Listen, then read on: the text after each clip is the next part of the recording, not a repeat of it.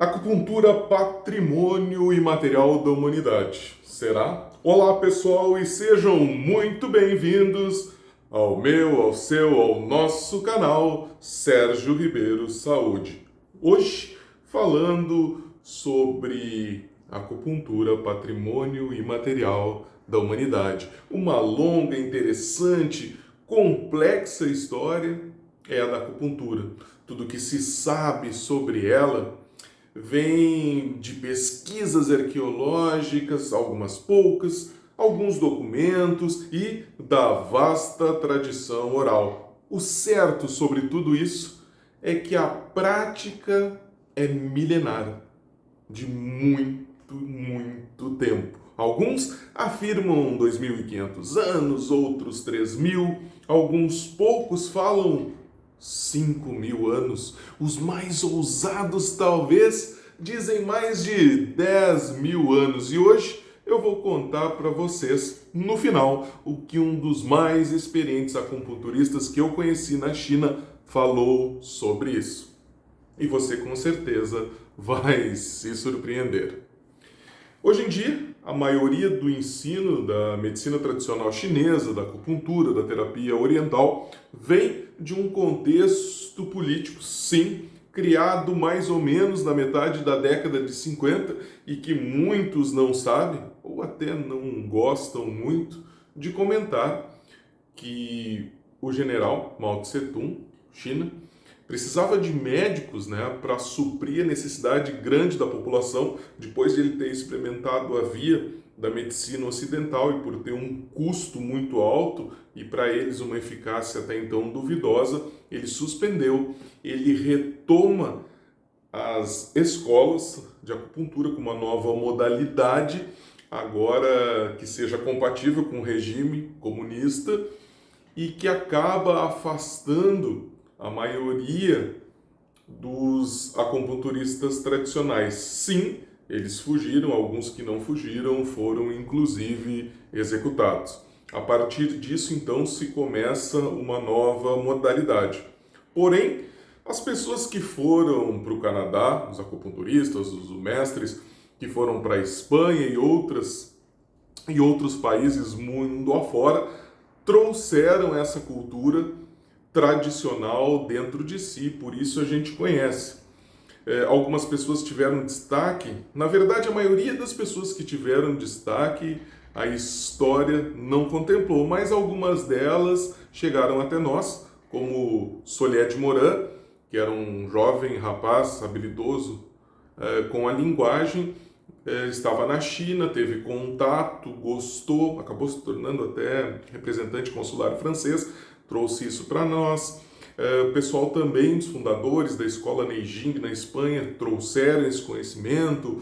O professor Vani do Vietnã e muitos outros foram trazendo esse conhecimento da maneira tradicional. O que eu falo com a maneira tradicional? Sim, unindo aspectos da técnica, unindo aspectos da arte. A gente fala depois sobre isso.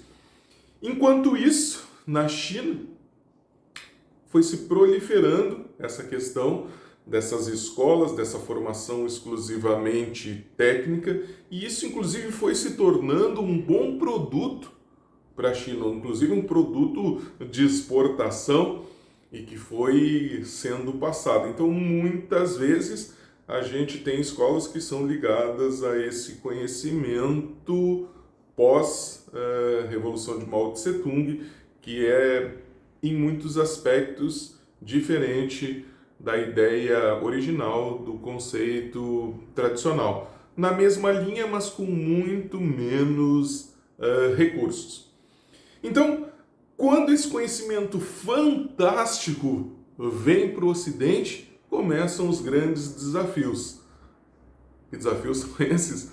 A luta pela reserva de domínio de mercado. Sim, a medicina tradicional é minha, a acupuntura é minha, a terapia oriental é minha, conselhos de saúde, escolas de saúde, e fica isso até hoje. Porém, agora já bem mais esclarecido na maioria dos países, em 2010 a Organização Mundial da Saúde consegue perceber que a acupuntura é algo muito maior do que isso e declara a acupuntura como patrimônio imaterial de toda a humanidade.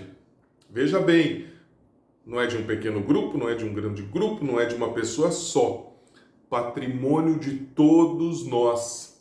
Sim, de toda a humanidade. O que dá respaldo hoje em dia para que essa longa linhagem de mestres e de pessoas que se dedicam a vida toda a trabalhar com a terapia oriental, com a acupuntura, com a medicina tradicional chinesa, sigam consistentemente nos seus caminhos e nos seus trabalhos. Inclusive, sempre lembrando que até pouco tempo os grandes mestres não eram ligados a nenhum sistema formal de saúde ocidental ou a nenhuma classe de saúde que a gente conhece no Ocidente. E a gente tem uma grande dívida histórica e no coração com todos eles.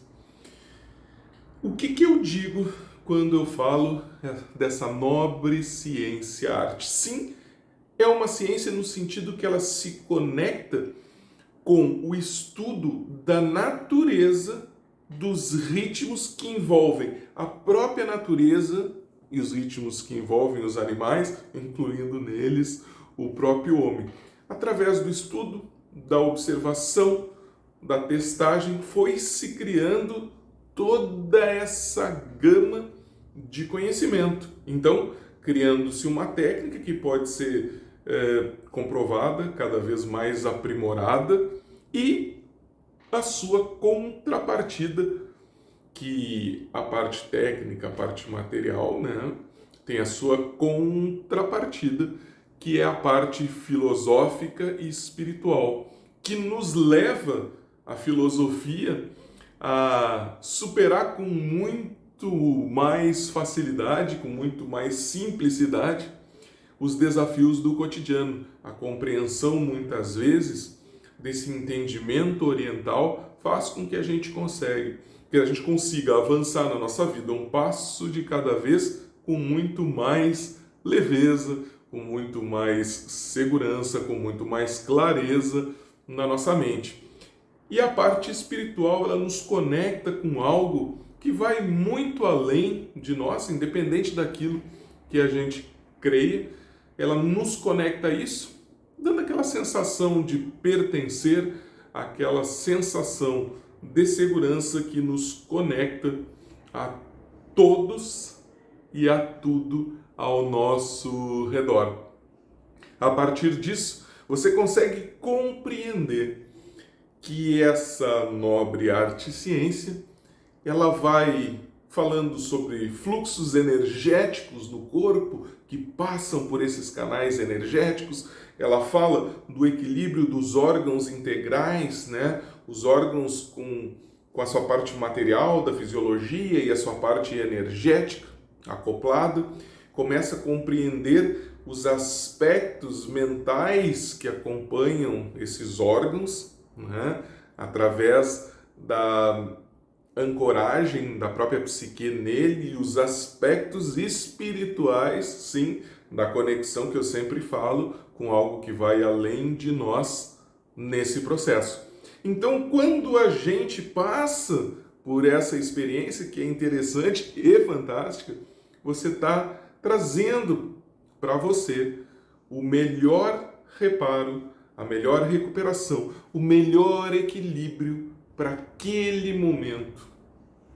Então, cada vez que a gente executa isso, mente, corpo, emoções, espírito, o ser integral, aquilo que nós somos, fica no nosso melhor estado. Não importa se o seu desafio for estrutural, for músculos, for tendões, for emocional, for de memória da dor, todas essas facetas dos desafios em saúde são contemplados com a ação da terapia oriental, da acupuntura, da medicina tradicional chinesa, da forma com que você quiser chamar. Então, saiba que toda vez que você faz isso, você se conecta com toda essa tradição, com todo esse conhecimento que é milenar. Mas, como eu prometi, eu vou contar para você.